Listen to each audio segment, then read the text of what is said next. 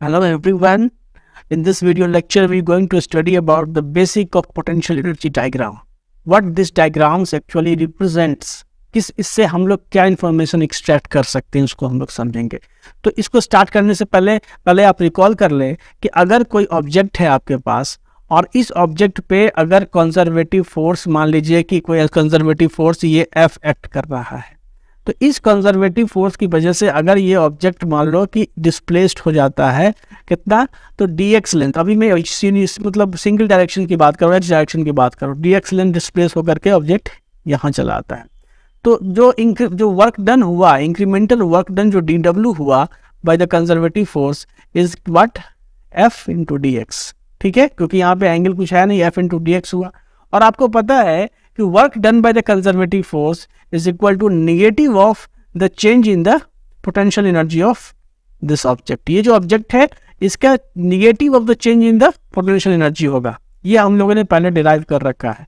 तो कहीं ना कहीं इस रिलेशन को अगर आप एक स्टेज आगे बढ़ाएं, आप लिख सकते हैं कि conservative force F is equal to minus of D U by D x.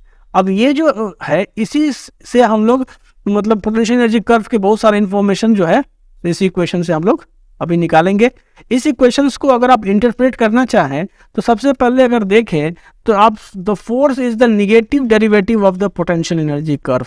Potential energy function का ये क्या है, नेगेटिव डेरिवेटिव है, या आप ये कह सकते हैं कि negative of the space rate of change of potential energy. क्या चीज, conservative force is the negative of the space rate of, ये क्या एक्स क्या है, स्पेस के रिस्पेक्ट में डिफरेंशिएट हो रहा है, तो negative of the space rate of change of the potential energy होता है। और ग्राफिकली अगर आप इसके मतलब को समझना चाहें तो उसके लिए है graphically the force is negative of the slope of the line. ये जो फोर्स है ये क्या, ड्यू बाय डी एक्स, अगर आप कैलकुलस पढ़े हैं तो अगर u वर्सेस x का कोई कर्व है, क्या है, u वर्सेस x का अगर आपके पास कर्व है तो इसका जो स्लोप होगा ये क्या रिप्रेजेंट करेगा, इसका स्लोप रिप्रेजेंट होगा du बाई डी एक्स से। इसीलिए कह रहा है कि ये जो कंजर्वेटिव फोर्स है this is equal to the negative of the slope of the line tangent to the potential energy curve. मतलब conservative force F is equal to negative of slope of the line, slope of the line tangent to potential energy curve. ठीक है, तो किसी भी point पे अगर conservative force निकालना है तो उस पॉइंट पे आप एक स्लोप, एक टेंजेंट ड्रॉ करो और उस टेंजेंट का जो स्लोप होगा उसका नेगेटिव वैल्यू जो है वो कंजर्वेटिव फोर्स का वैल्यू बताएगा। इसी दिशा में हमारा एक छोटा सा एग्जांपल है, एक स्प्रिंग ब्लॉक सिस्टम आप यहाँ देख पा रहे हैं। ये जो स्प्रिंग ब्लॉक सिस्टम है अभी एक नेचुरल लेंथ स्टेट में है, नेचुरल लेंथ में कोई एलोंगेशन नहीं है। हम इस सिचुएशंस को ओरिजिन लेते हैं और यहाँ से इस डायरेक्शन को हम एक्स एक्सिस से रिप्रेजेंट करते हैं। ठीक है, तो अगर ये डायरेक्शन हमारा एक्स एक्सिस है तो एक्चुअली में क्या होगा कि हमारा जो ये एक्स एक्सिस का ये डायरेक्शन है, ठीक है, तो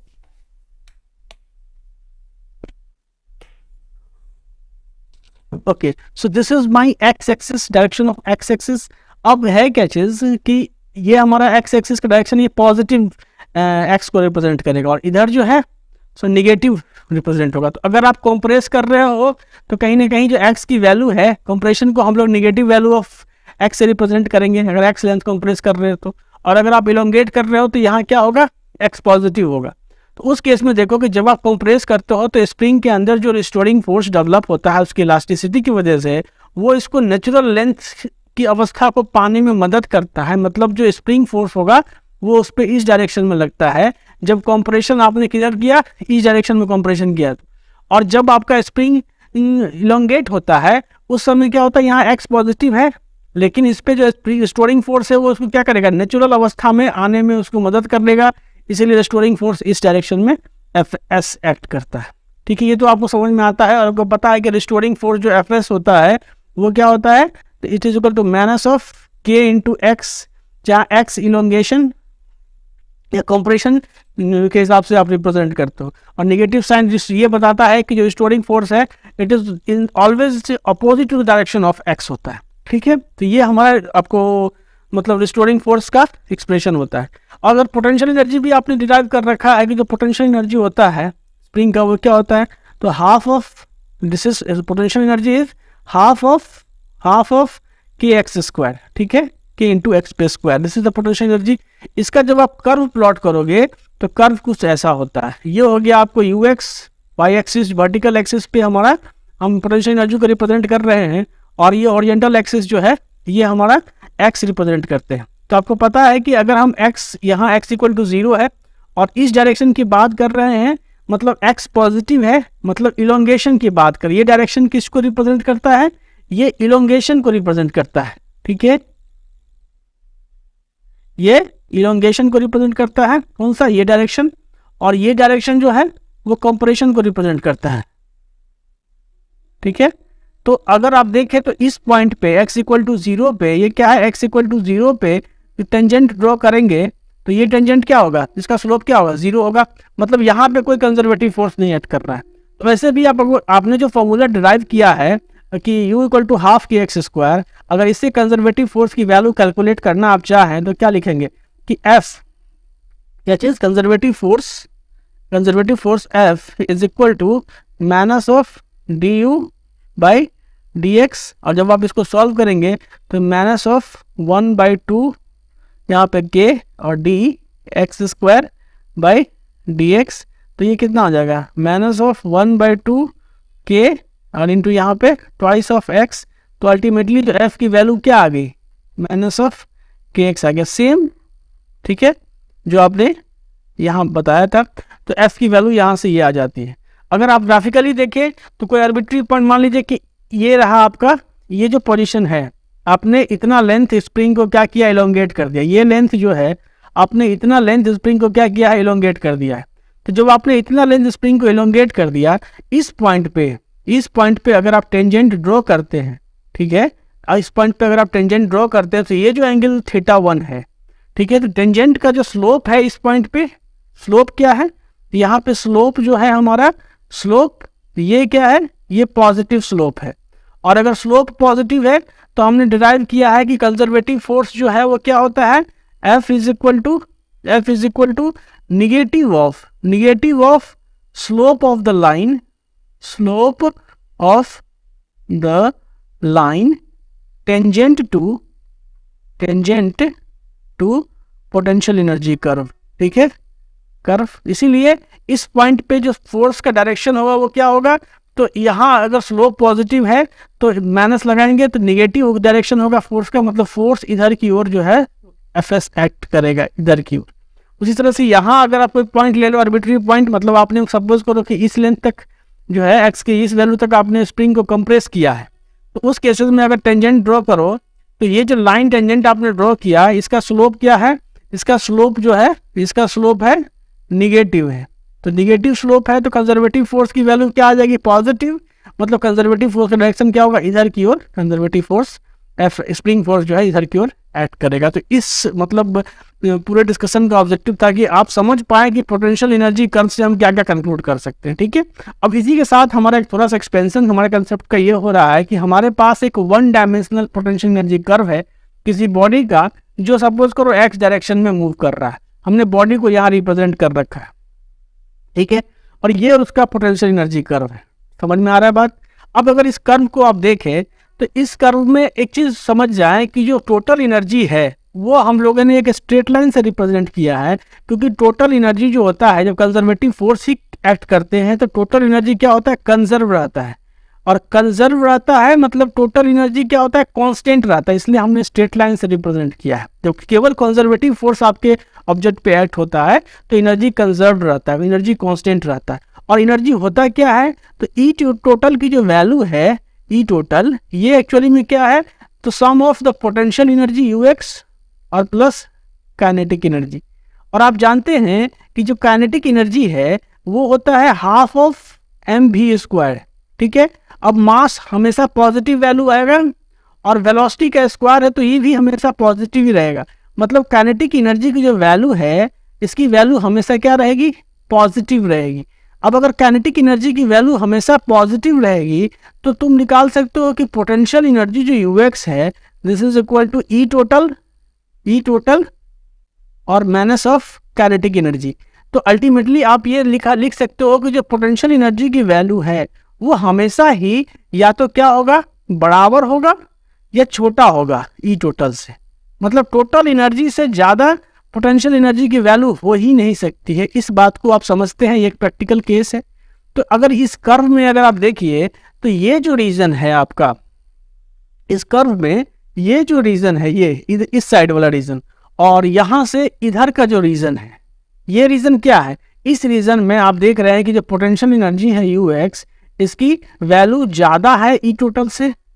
इसका मतलब क्या है कि ये जो रीजन है वो इनवैलिड रीजन है, इनवैलिड रीजन है। इसमें कभी भी पार्टिकल इस रीजन में ट्रैवल करके आएगा ही नहीं, क्योंकि ये जैसे ही इसमें आने का मतलब हुआ कि काइनेटिक एनर्जी के नेगेटिव वैल्यू होना, और काइनेटिक एनर्जी का नेगेटिव वैल्यू का मतलब हुआ कि वेलोसिटी का एक कॉम्प्लेक्स नंबर होना, जो कभी पॉसिबल है ही नहीं। तो ये जो रीजन है इधर का और ये जो रीजन है इधर का, जहाँ पोटेंशियल एनर्जी की वैल्यू टोटल एनर्जी से ज़्यादा है, वो कभी पॉसिबल है ही नहीं, हो ही नहीं सकता। अब दूसरी बात को ये समझ लाइए कि यहाँ ये जो क्या है, ये जो डाउनवर्ड हिल देख रहे हैं क्या, अगर इसको देखें तो यहाँ से लेके यहाँ तक, इस रीजन तक, ये जो पॉइंट है, ठीक है, अगर आप देखें इसको मैं ऐसे ड्रॉ कर दूं, तो ये जो रीजन है, इस रीजन में पोटेंशियल एनर्जी क्या है, डाउन हिल है। इस पे जो स्लोप है वो हमेशा क्या रह रहा है, निगेटिव रह रहा है। क्या है, स्लोप निगेटिव है। It is the region of potential energy curve where the slope is negative.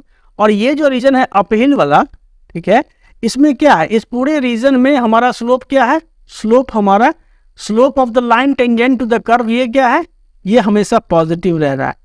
तो एक चीज समझ जाइए कि जिस रीजन में स्लोप निगेटिव है, तो हमने जाना है कि जो पोटेंशियल, जो कंजर्वेटिव फोर्स होता है F, it is negative of the slope of line, slope of line tangent to the potential energy curve, tangent to potential energy curve. ठीक है, ये हम लोगों ने पढ़ा है।